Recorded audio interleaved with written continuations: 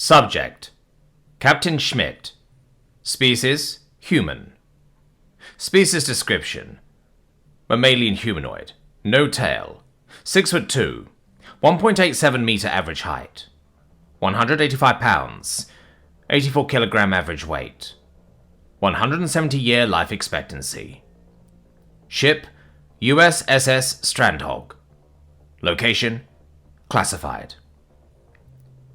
So, Captain, this is probably going to be a long one, Commander Henskin said casually. Think we're in for the suck?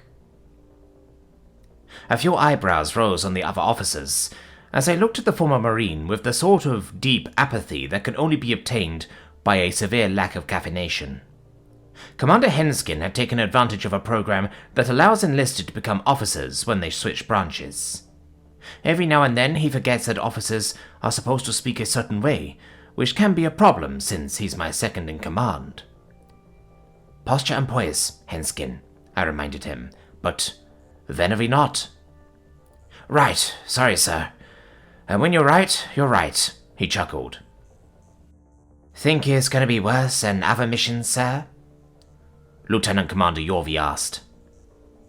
The Alamari navigator absentmindedly cleaned her carapace, betraying her nervousness. Actually, come to think of it, is an Alamari exoskeleton considered a carapace? I'll have to look that up later. Well, this mission's going to be taking us into uncharted territory, I said as casually as possible. Literally. The thing about uncharted territory is that it's full of possibilities. So this could be the best mission we'll ever go on. Or the worst. Correct. I see. Don't worry about it, Yorvi, Henskin intervened. All we've got to do is try our best. Which is what we do by default, no? I asked with a chuckle, before looking around the room. Where'd they put the coffee pot in this tug? In the mess, sir, Lieutenant Bond answered. I looked at the gaunt weapons expert with a betrayed expression. Why is it in the mess? That's where coffee goes, sir. Negative, Lieutenant. Coffee goes in my cup, and my cup goes with me. Well, I'm afraid this vessel does not come equipped with waitstaff, sir. I beg to differ. Ensign Lickjo, a coffee, please. I grinned at the Orikari maintenance lead. Yes, sir. Any additives? He asked. 2 cubes of sugar and 1 cube of vanilla creamer. Thank you. Lickjo nodded, seemingly happy to be given the task, and hastily left the bridge. I'll admit that I had my doubts when I was told that there will be members of the Republic along for the ride, but the ones I've met seem amicable. Wasn't happy about the surprise meeting with the spider people, though. Damn glad I've got experience with the Alamari, or I'd have shit myself. This ship's weird, Henskin muttered. What do you mean? Bon asked. Everything about it is classified, right? Pretty much, I replied. Then why are the aliens from the Republic on board? No offense, guys. Some of the sensor texts were from various Republic species, and waved passively to indicate that no offense was taken. Well, aren't we allied with the Republic? Why wouldn't they be here? Bon asked. Well, we're also allied with some other aliens, right? They're not here, Henskin countered. I can't say that I know the exact reasons behind it, but I'm able to mentally make it make sense, I said. The Republic is the closest thing we have to a near peer in the whole galaxy, thus far. As such, the US needs to know if it can trust the Republic.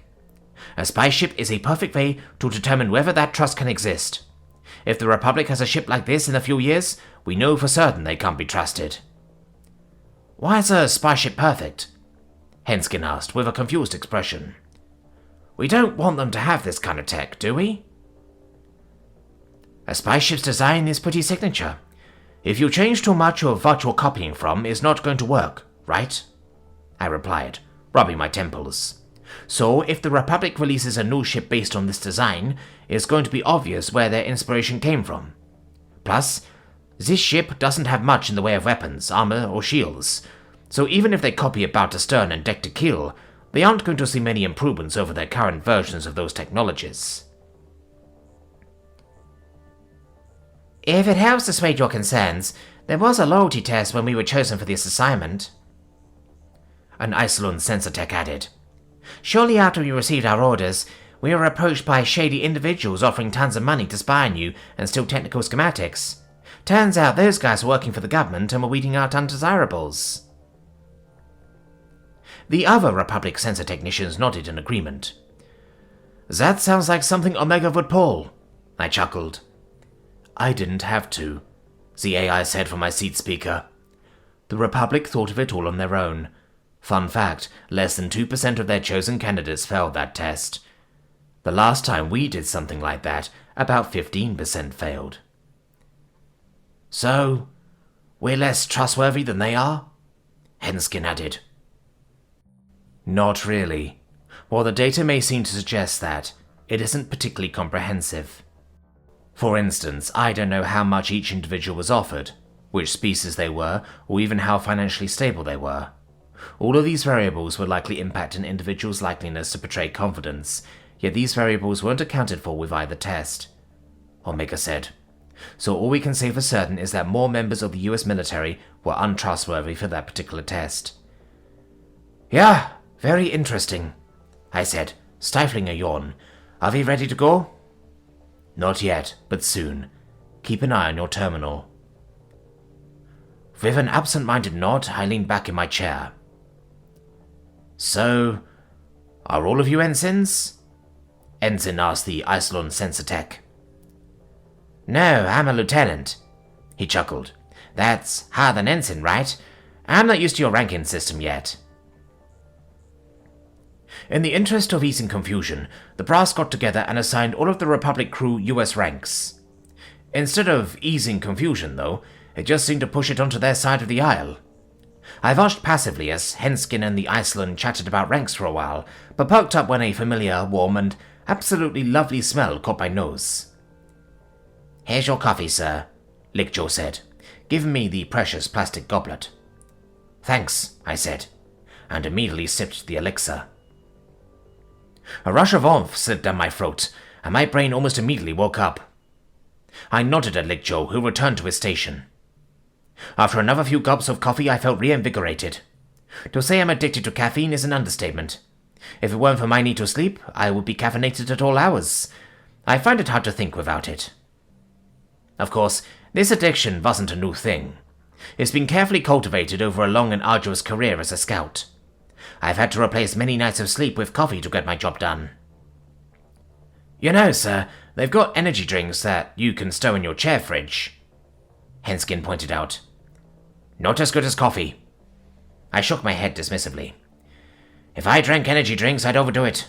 Being over-caffeinated is just as bad as being under-caffeinated, maybe even worse. The trick is to find a perfect balance and maintain it. Plus, I like my drinks warm, and energy drinks taste disgusting when they're not cold. Well, they aren't going to let you bring the coffee pot in here. Don't need them to let me. I'm a stealth specialist, I grinned. My antics were rewarded with a few chuckles from the bridge crew. So, have you all served together before? Ensign Lickjaw asked. Yes, I replied. Henskin's been my second in command for a couple of years now, and Jorvi joined us about, 6 months ago? 8 months, sir, Jorvi corrected me. I'm the new one, Bon added. I barely got my stuff aboard the USSS Defiant before they reassigned us, and unlike our last ship, this one has barely any weaponry. I suspect I'm going to be scratching my haunches for most of the mission.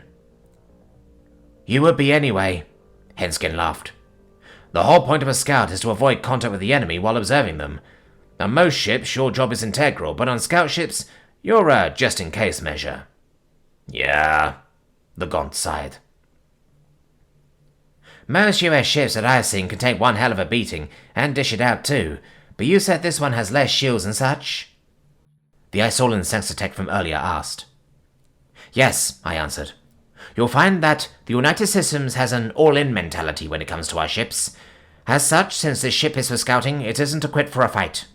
It was designed with keeping a low profile in mind, and so it has the bare minimum when it comes to armor, shields, and weapons. Just enough to give us time to run if we're spotted. Needless to say, we'll be trying to avoid any action, Henskin said. My terminal beeped with a notification, and everyone turned to look at me as I opened it. Launch orders. I forwarded the destination to Lieutenant Commander Yorvi. Alright, looks like it's time to go.